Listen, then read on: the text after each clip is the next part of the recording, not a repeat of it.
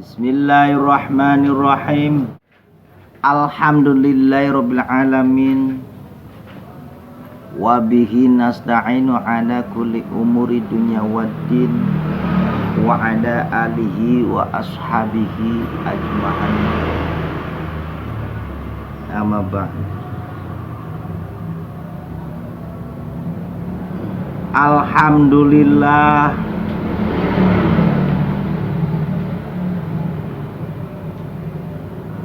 selagi kita masih bisa berkumpul, selagi kita masih bisa minum, selagi kita masih bisa merokok, selagi kita masih bisa berbicara, kita harus terus tetap menyukuri apa yang Allah berikan kepada kita semua, karena itulah kenikmatan yang dari Allah yang tidak bisa kita bayar. Kenapa tidak bisa dibayarnya? Karena nyawa itu tidak ada jualannya.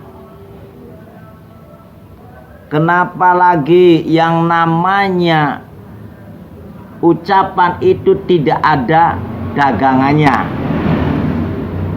Yang namanya kondisi kita sehat, kita bisa berkumpul, itu tidak ada yang ngutangin. Jadi itu semua adalah nikmat dari Allah, yang mana nikmat dari Allah itulah yang harus kita syukuri. Dari mulai tidur sehingga sampai melek lagi, itulah kenikmatan dari Allah yang tidak bisa kita bayar. Susah bayarnya.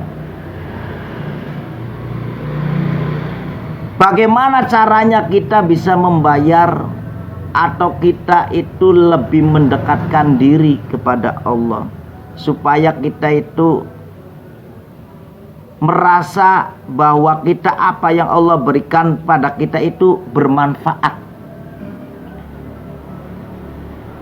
Kita semua kelak nanti akan ditanyakan, Anda dikasih umur dihabiskan buat apa?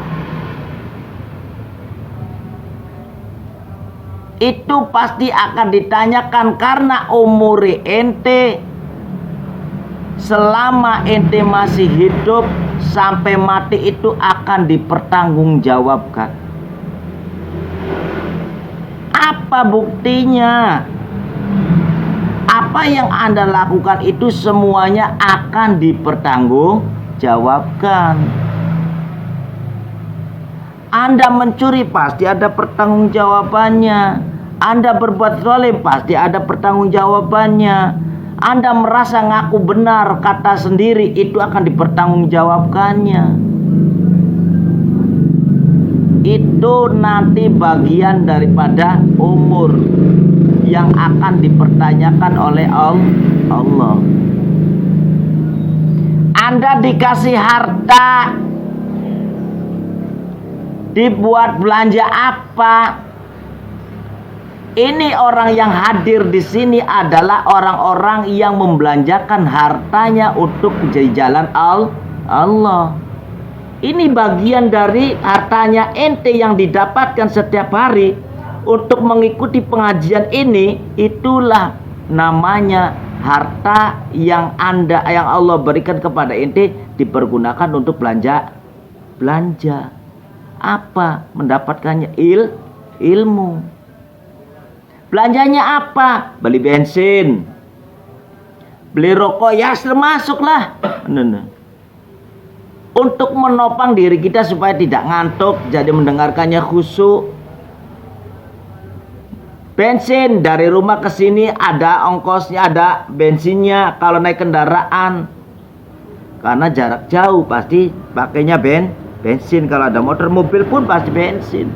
Bahasanya bensin, nggak tahu kalau Pertamax sih kan itu. Ya bahasanya orang umum itu bensin lah.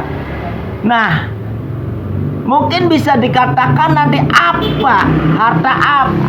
Harta yang saya berikan kepada kamu dibelanjakan buat apa? Buat beli bensin. Buat apa? Yaitu buat ngaji. Bedanya nanti kalau Anda ketemu dengan orang biasa, maka jangan katakan bahwa saya habis ngaji. Jangan. Karena apa? Belajarlah tawaduk, belajarlah merendahkan diri. Apabila kita itu ketemu dengan orang mukmin atau ketemu dengan orang Islam, kita habis dari mana, bro? Saya habis main. Oh, main di mana? Ya biasa, yang asik-asik aja lah, gitu. Nah, penasaran? Ayo ikut aja, udah, nggak usah pusing-pusing, ikut sini. Nah di sini ada contohnya, itu Bapak tanyain. Itu akibat dari penasaran dan mau belajar, akhirnya Bapak pun mengerti. Nah itu manfaat dari Anda diberi harta, dibelanjakan buat apa, dan inilah hasilnya. Dan apabila Anda mendapatkan ilmu dari sini, Anda bisa diamalkan. Kalau bisa membaca basmalah, diamalkan basmalahnya. Kalau ente bisa baca alhamdulillah, diamalkan alhamdulillahnya. Karena perlu diketahui sodako yang paling baik dan paling terbaik dan paling bagus, yaitu sodako ilmu. Tuh. Setelah itu ditanyakan lagi. Apa pertanyaannya dari Allah? Anda dikasih ilmu, mana amalnya? Definisinya ilmu yaitu akal untuk berpikir dan berzikir.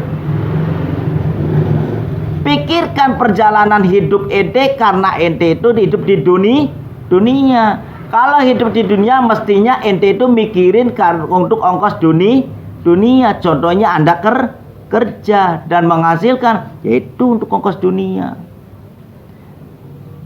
Kalau ente mau manfaatkan ongkos dunia itu dijadikan sarana ibadah, bukan mencari ongkos dunia tapi untuk kesenangan dunia, tapi dijadikan sarana ibadah, maka ente pun akan lolos dari pertanyaan yang tadi. Akhirnya dibukakan pintu surga, dan disitulah pintu surga itu macam-macam. Apabila kita semua mau berpikir, memikirkan perjalanan hidup kita, bahwa kita hidup untuk ongkos hidup di dunia, maka ente bekerjalah mencari nafkah. Nah, untuk berzikir, apabila ente mau menjadi orang yang tenang, menjadi orang yang tentram, ayem, maka berzikirlah mendekatkan diri kepada Allah. Apa masalahnya? Kalau Anda bisa mencari dunianya saja, terus Anda itu tidak mau dekat dengan Allah, itu namanya sombong. Dan orang seperti itu dijamin orang itu akan jauh dari Allah. Karena apa? Yang ada dia tidak mau mendekatkan diri, karena yang pasti orang itu akan jauh dari kewajibannya sebagai orang Islam. Kalau sudah meninggalkan kewajiban sebagai orang Islam, sehebat-hebatnya apapun orang itu, sehebatnya apapun penghasilannya, maka penghasilannya bagaikan air mengalir, tidak ada artinya. Bagaikan air satu gelas disiramkan di tanah di musim kemarau, udah selesai. Tuh. Jadi begitu turun ya hilang, begitu ente mendapatkan ya kelama-kelamaan hilang. Karena apa? Karena sudah diniati untuk mencari kesenangan dunia. Maka disitulah boro-boro mengerti tentang kalimat basmalah kulun amrin zibalin la yubda'u bi bismillahirrahmanirrahim. Boro-boro mengawali suatu pekerjaan yang baik tanpa diawali dengan basmalah, maka putuslah amaliyah yang sedang dikerjakan. Maka orang itu tidak akan mendapatkan pahala, tidak akan mendapatkan keberkahan. Karena apa? Karena orang itu sudah menganggap dirinya adalah orang bisa. Tuh. berarti orang itu adalah orang sombong.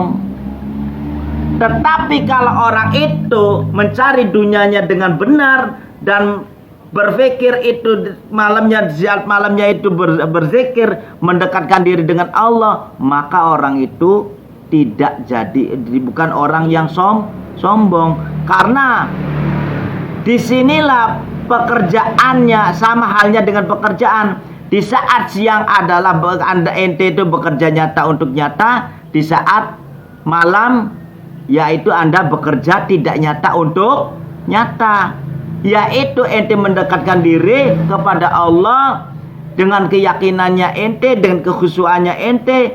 Itu semoga saja Allah pun mengabulkan apa yang jadi cita-cita kita.